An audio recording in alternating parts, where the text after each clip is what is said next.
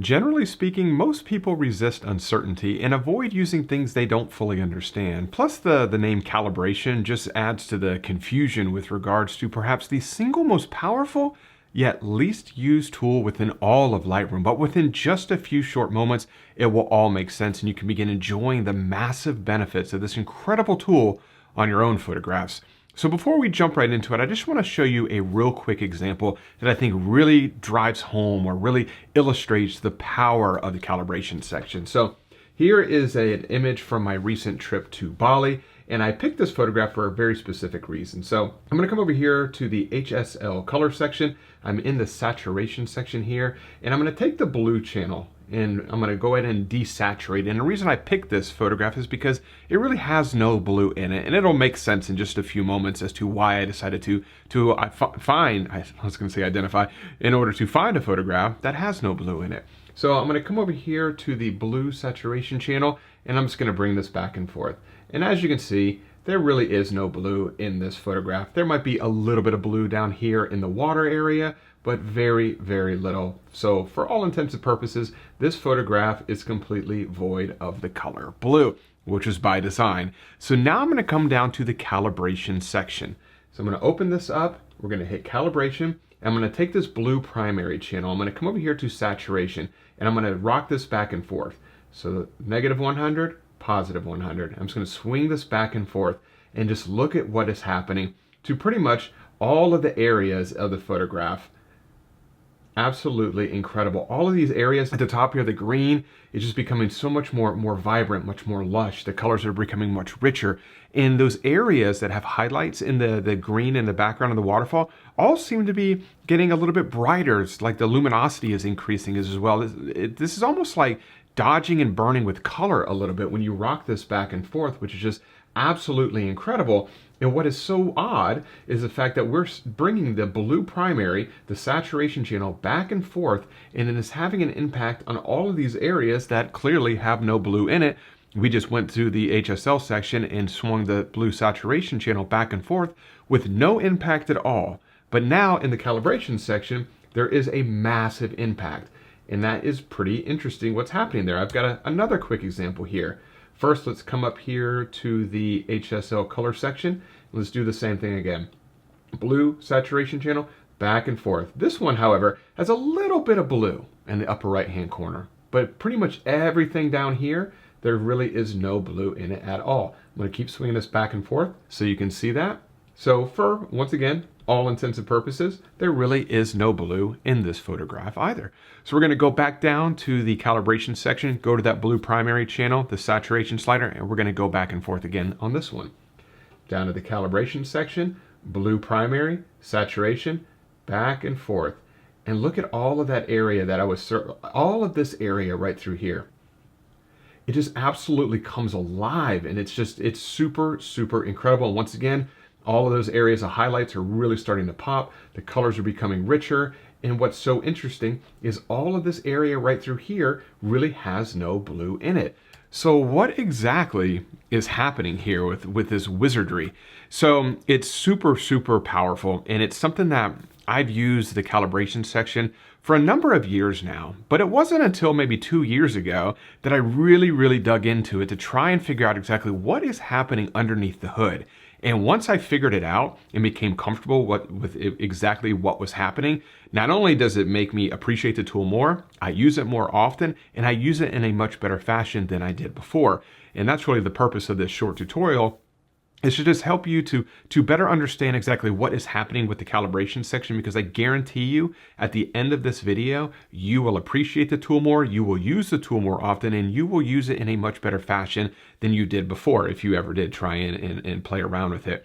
But what I want to show you real quick is, in case you don't see the calibration section enabled on your version of Lightroom.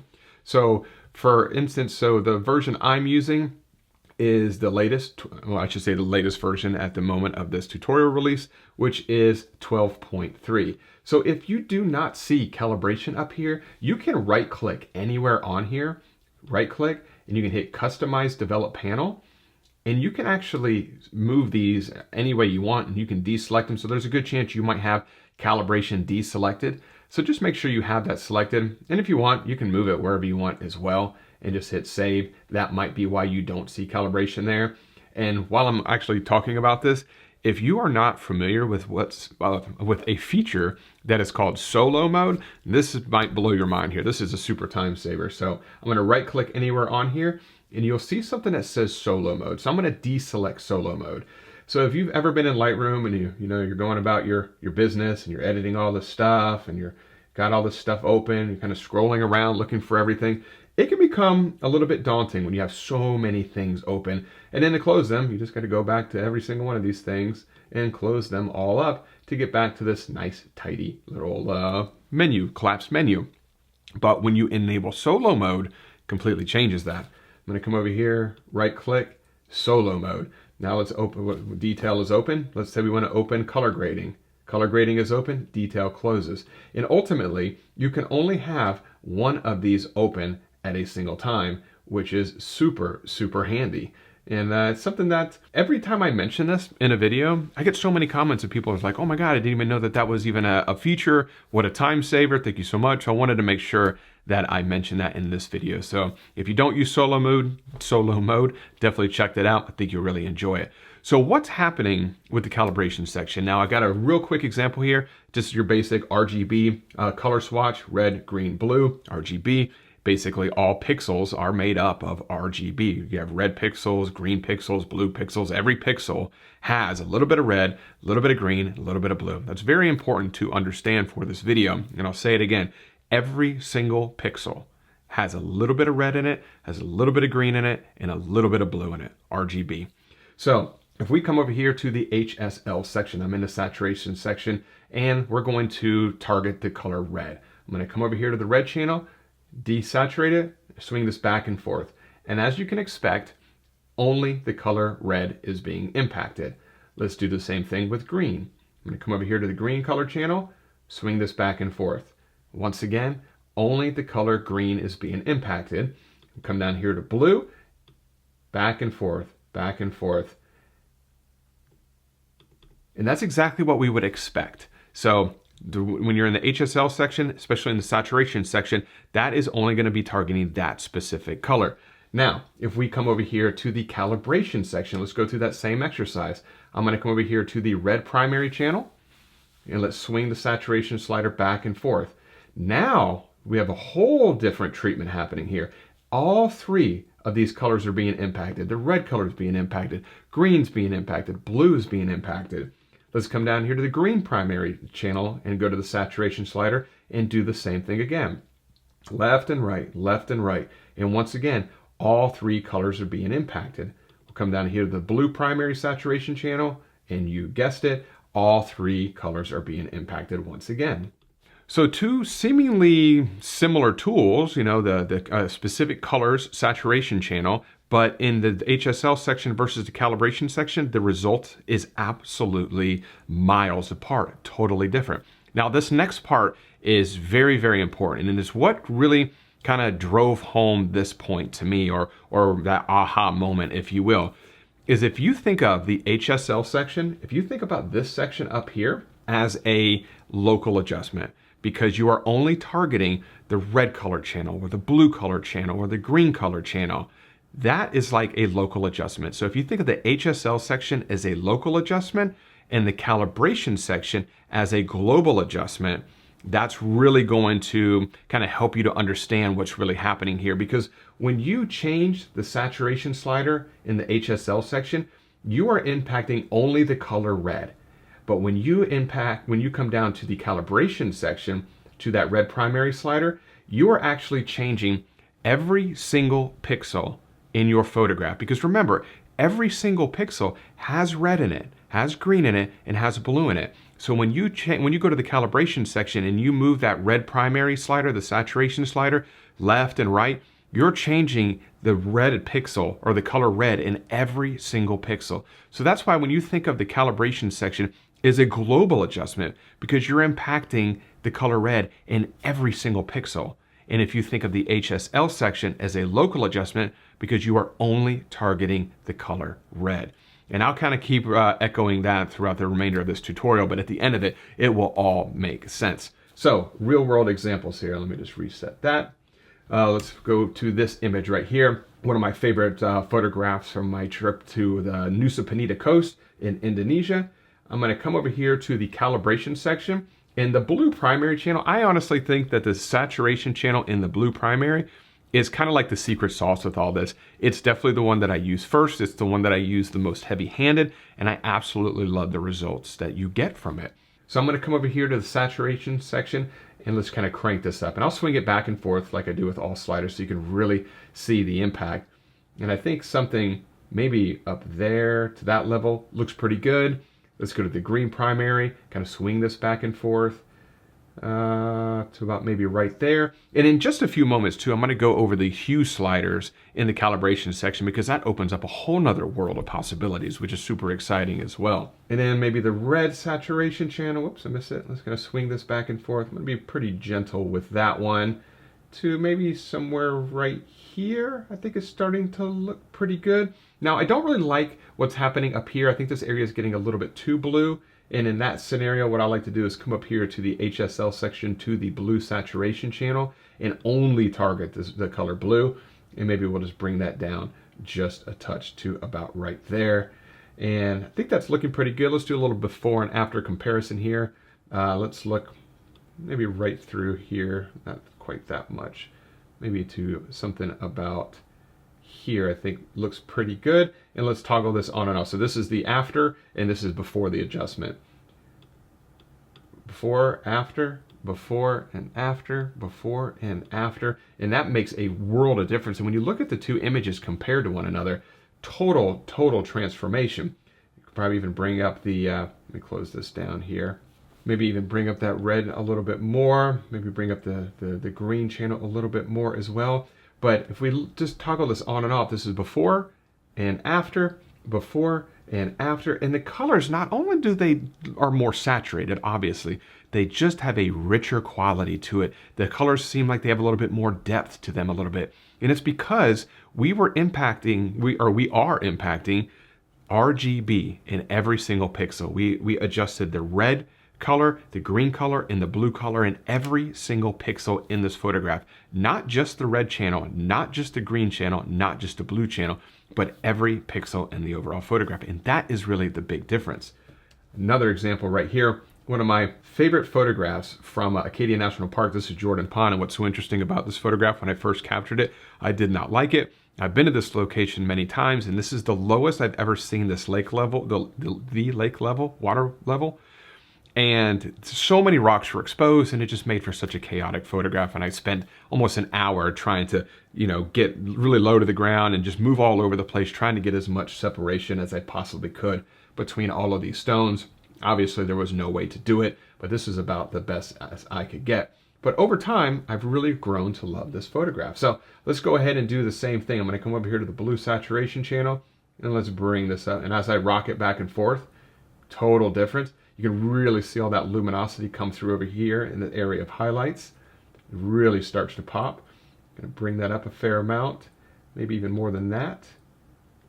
I'm going to come up here to the HSL color section. Let's decrease that blue saturation channel a little bit. I don't want that sky to get too crazy blue. Bring this up a little bit more. Maybe bring the green primary channel up just a touch. Maybe about right there. Let's see what the red channel does. And that's a good point. You don't have to adjust all three of these. You don't have to adjust the blue primary, the green primary, and the red primary saturation channel. But I like to play with them all just to see if it creates a result that I enjoy. But you can just use one of them, you can use none of them, or you can use all three. It's totally up to you. So for this one, I think I'm just going to add a tiny bit of the red primary. And the red primary seems to be the one I usually use the least. So I think something to about right here is starting to look good. Let's do a little bit of a before and after comparison here. Where's the view I like the best? This one. Let's come up here, zoom in a little bit more to about like this. I think looks good. This is before and after, before and after. And you can really see the difference. Totally different. This image looks like it has a lot more depth to it. The colors definitely look better. Obviously, the color's a little bit more saturated. Let's do a total screen before and after. Before and after, before and after. And it's really hard And I get this question all the time, like, Mark, how would you describe the effect? How would you describe what's really happening here? It's very difficult to describe. I just know that I like it. And if I had to describe what it is, I think it makes the colors richer.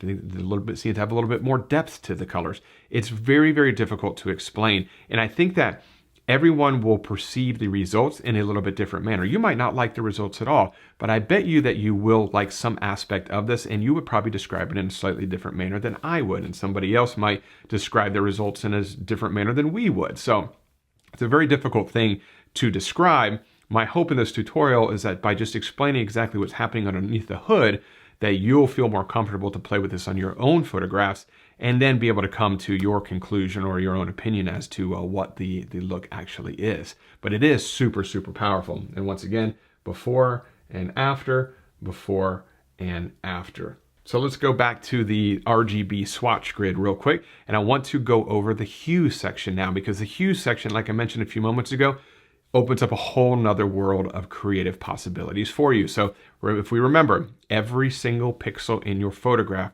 has a little bit of red in it, a little bit of green in it, and a little bit of blue in it. And when we use the HSL color section, the color section that most people use to impact color in their photographs inside of Lightroom, that is more of a local adjustment, because that is only targeting one specific color. But when you use the calibration section, that is more of a global adjustment, because you are impacting the red color of every single pixel. Or maybe you're updating the green color in every single pixel, or the blue color in every single pixel. So HSL local, I forgot the name of it for a second. Calibration section global. Very, very, very important. So as far as hue is concerned, let's go over here to the HSL color section. We will select hue, and we'll come over here to the color red. I'm going to take the red slider and then swing this back and forth.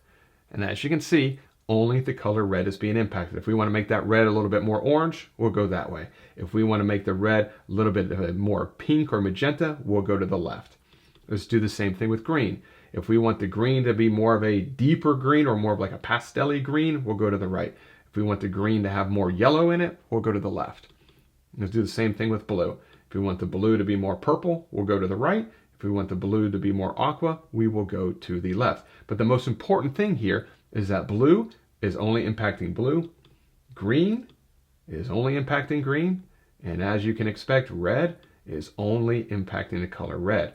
Now let's come down to the calibration section, which is going to, I'm sure you can already guess what is about to happen here, based off of the previous experiment with the saturation section inside of calibration. Now we're going to use the blue primary, the red primary, and the green primary hues, and let's see what happens here. So I'm going to come up here to the red primary, and let's swing this hue back and forth. And as you can expect, all three of these colors are changing. Let's go down to the green primary, do the same thing with the hue here. If we want all these colors to take on a more of a yellow tone, we'll go that way. More of a green tone, deeper green tone, or pastel, if you will, we'll go that way. Go down to the blue primary. That's more to the left, to the right, swing that back and forth. And what is so important here is to remember all three colors are being impacted in all three of these scenarios here. And why is that? That is because the calibration section is global. When we change the hue of the red primary channel, we are in essence changing the hue of every single pixel in the photograph. When we change the green primary hue, we are changing the color green in every single pixel in the photograph, and so on and so forth with the blue as well. So let's do another real world example here. Back to this photograph here. So if we want to change, well, let's just give it a little bit of boost here to the saturation section to about right here. And this is the one we started off with. And as we can, when we rock it back and forth, you can see what that's doing. I'm going to bring this up quite a bit. And if we take the blue primary channel, if we shift it more towards to the left, that kind of gives that kind of more teal and orange vibe to it a little bit, which is super, super popular with cinema. It's kind of like a cinematic look, teal and orange, and this is an easy way to kind of create that look if you're interested in that, just by taking this blue primary channel and moving it more towards the left. Or we can make it go more towards the right as well. And this right here, you really want to be careful with the hue section in the calibration section. It's very, very powerful, and the adjustments I should say, small adjustments go a very, very long way. So subtlety is really the key here. So I'm going to bring this to maybe about right here, because I don't really want the blues, or I'm sorry, I don't really want the greens to have a yellow in it at all. I don't want the greens to be kind of washed out, which is the way I think they look right here. I want them to be a little bit more green, because that's kind of what it looked like when I was on location. So I think that is looking pretty good. If we do let's boost the green primary saturation channel just a bit here as well. And we could go that way. This is basically introducing a little bit more yellow into those greens, or we could really make the greens super, super green if we wanted to. I don't want to go too overboard with this. Maybe something to about right here, but I want to make sure that you can easily see this at home. Let's do a little bit of a before and after again. So the one on the right here is after the adjustment, and I'll toggle this on and off. Before and after, before and after. And if you look in the background of the waterfall, you can really see this difference take hold. And perhaps what I like most about this, let me close this down here, do the before and after, toggle that back and forth, is subtle. It's a subtle change. Of course, you can go overboard with this, just like you can go overboard with anything, but it has a very, very subtle quality to it. It adds a very rich tone to the colors.